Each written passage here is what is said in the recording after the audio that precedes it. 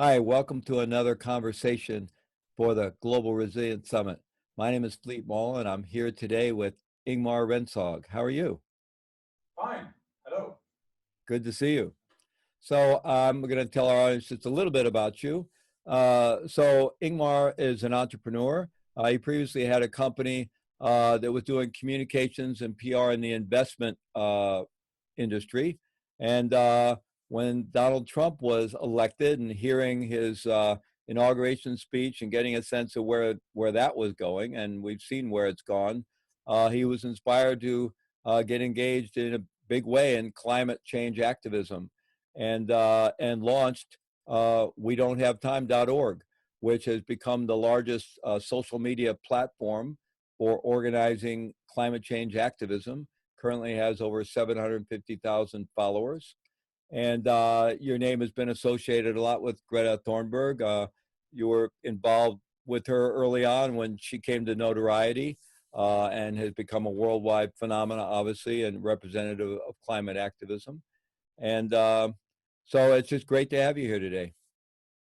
Being the founder of We Don't Have Time, and by the way, I really want to congratulate you on the recent Earth Day online conference summit that you did, which was really fabulous, and celebrating the 50th anniversary of Earth Day. And so you're very tuned in to the world of climate change activism, and fortunately, it seems like many more of us are aware that we're already in some kind of climate emergency. Really, it's even beyond a crisis. We're really seeing the evidence of serious disruption from climate change. And I'm just curious as to where do you feel we're at? I feel that it happened so much in just 2 years when I started We Don't Have Time. Back when people thought you were crazy if you were speaking the truth about how severe this crisis actually are. Even sustainability people that works in the field, somehow they knew how worse it was, but they did downplay it because they thought that people think they were crazy and stopped listening if they were telling how severe it actually are.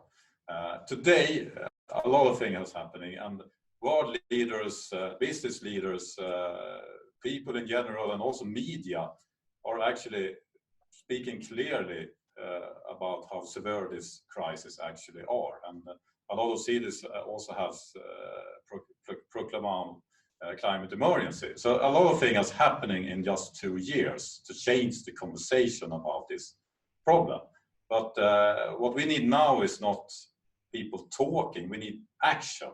And here we see a lot of things start to happen, but we need so much more.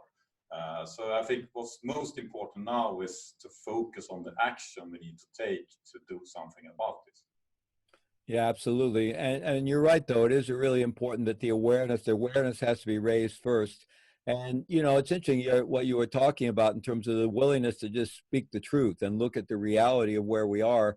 And, major corporations and many governments have known about this for a long time. Of course, activists have been speaking about it for a long time. Former Vice President Gore has been speaking about it for a long time. But it was like, people just want to continue business as usual, and maybe we'll crash the economy if we talk about stuff like this. But it seems like finally leaders are coming much more out in the open about this. And you're right, what we need now is action. And I'm curious about and I'd like to talk with you about many different elements of this. Well, maybe where we should start. I have a couple questions about specific things, but maybe we should. What are the actions you feel are necessary right now? When you say if we're going to move into action, what do you think are the most leveraged things we can be doing individually and collectively? I think it has been too much focus on individual action. Like, what are you doing about this problem? Are you recycling? Are you eating vegetarian food, etc.? And of course, it's important, but you can't change a whole system by just staying out of the system or doing your own stuff. We need to do such more. And if you take other problems in the world or other challenges, we can take them landing on the moon, for one example. We had this space race between Western world and the communist world. It wasn't up to you to land on that moon. It was a collective effort to do everything we can and raise and successfully land on the moon. It was not something we did ourselves as a sacrifice. I think we need the same approach to the climate crisis. We need to realize that I'm part of this. What could I do together with others? I think that's most important. And if you have that approach, it's of course important to live as you preach. But that's just, I mean, that's not the main thing. The main thing is what we do together with other individuals, together with other organizations, what we do in a collective effort. And that also includes to change the system, but we don't have time to change the system and build up a new system. We must do it by changing within, and in the meantime also change the whole system. We must change within because we don't have time to rebuild it from scratch. Well, you brought up some really interesting points there. First of all, obviously, yes, we need collective effort. We need massive collective action, really. And I suppose that could be of two forms. One, collective activism, that those of us who are really concerned, and most of us who are really concerned probably are taking individual action in our own lives. But nonetheless, we need to come together and act collectively and raise our voices collectively. And then we need our leaders and our legislatures around the world to actually legislate new policy. I mean, clearly we need different policies. To begin with, we need a different president in my own country, the US. And that's not a personal grudge I have with Mr. Trump. It's just he has the wrong policies. And clearly we need to get a different president in that's going to be proactive around climate. And in fact, the current administration is going in the wrong direction, which is really disturbing for many of us here in my country. And of course, that's happening around the world. We have a resurgence of authoritarian leaders who seem to be ignoring the realities of climate change in many large countries. So we need that massive collective action. And you also spoke about, either changing from within and then changing the whole system. And I sometimes often hear in the world of activism an impatience with changing from within. Like, no, it's all corrupt. We just need to get rid of it and have a revolution and start all over. Well, that's unlikely. And also revolutions, you never know where they're going to end up, So it may be that we're headed for some kind of collapse and some kind of new society and new systems will need to emerge. Personally, I think we need a very different kind of capitalism, a much more balance of socialism and capitalism, but a regulated capitalism that doesn't get rid of incentive, because the only answer to this is not technology, certainly. We need to change our lifestyle. We need to reduce our impact on the planet altogether. We need to reduce our need for energy, but technology is certainly part of the equation. And so, one of the good things about incentive-based economies is they do drive innovation and technology, but we need a regulation. We don't need the kind of pirate capitalism that we currently have that has actually taken over governments in many Western countries. So, I recently,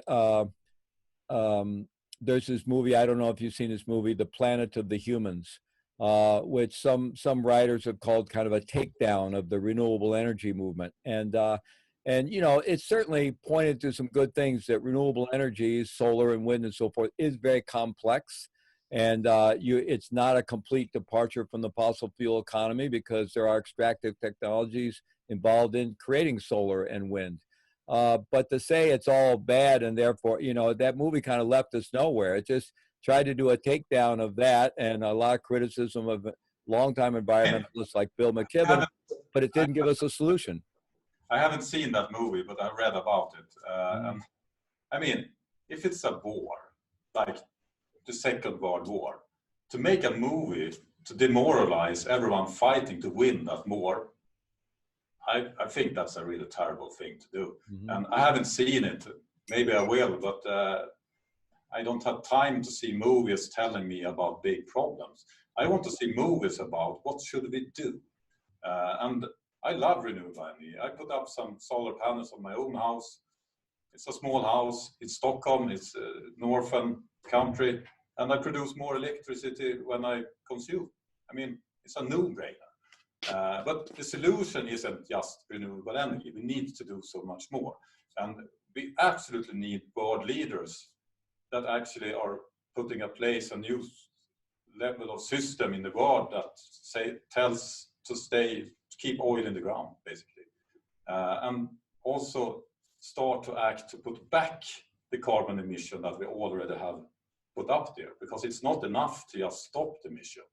That have we seen so clear now in the Corona crisis, that it will never be enough just to stop all activity. We must repair the earth. It's not enough to just stop destroying it.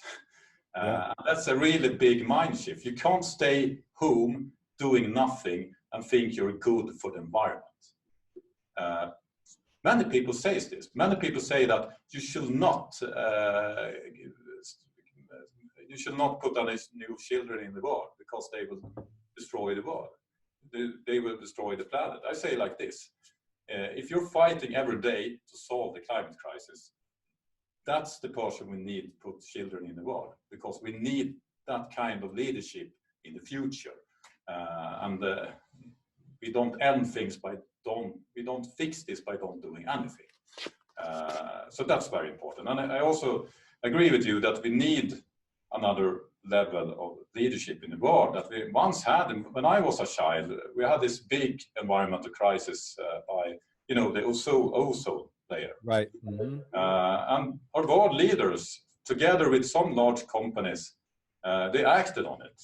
And today we don't use the chemical freon that hurts this atmosphere. And the ozone layer is actually healing. So they fixed the problem. We need a similar approach now, but we can't wait for it. We can't wait for that will suddenly happen. We must take our own step and show our world leaders that we have the solutions and they have to follow, because they don't lead us. So let's have them follow us, and I think that will happen. And you also mentioned something else very important here, and that is like activists is very, very much needed here to mobilize people around the world. And there's a lot of activists doing so much important work out there. But it's a little dangerous about some kind of activism that leads to a mentality of picturing that it's the enemy and it's us. Right. It's the big corporation and it's us. That could be true. I mean, a lot of oil companies are actually doing a lot of terrible things out there. But I don't think we could make them change by painting them as our enemies. I don't think the solution is to take to the streets and protest alone. I think the solution is to call the business leader up and ask him, how could we change together by a dialogue? And not every leader from a business organization wants to do that, but a lot of leaders today actually wants to do that. They want you to call them and help them to be more sustainable.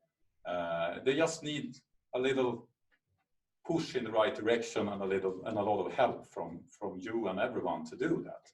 And I think that's where we needed to go now. We need to solve this crisis together. And not everyone will jump on board, but most people and organizations are actually willing to change. And you mentioned Greta Thunberg, and my role in that was that I was one of the first person that amplified her message to the We Don't Have Time network and to the global network, because I think what she has to say is a very important message. But what's interesting with the Greta Thunberg phenomenon is actually